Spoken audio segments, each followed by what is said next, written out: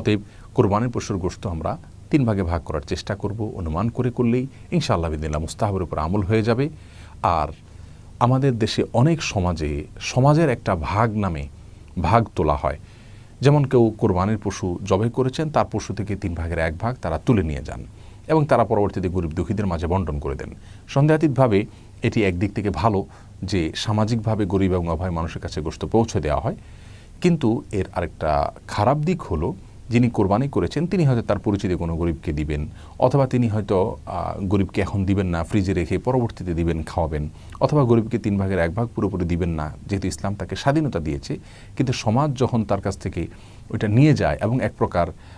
লজ্জায় পড়ে হলেও তাকে দিয়ে দিতে হয় বা সিস্টেমের মধ্যে পড়ে হলেও তাকে দিয়ে দিতে হয়, তখন কিন্তু বিষয়টি কোনো কোনো ক্ষেত্রে হারামের পর্যায়ে বা নাজায়েজের পর্যায়ে, গুনাহের পর্যায়ে চলে যায়। তার কারণ হলো ওই ব্যক্তির যদি মনে সন্তুষ্টি না থাকে কিন্তু সমাজের চাপের কারণে দিয়ে দিতে হয়,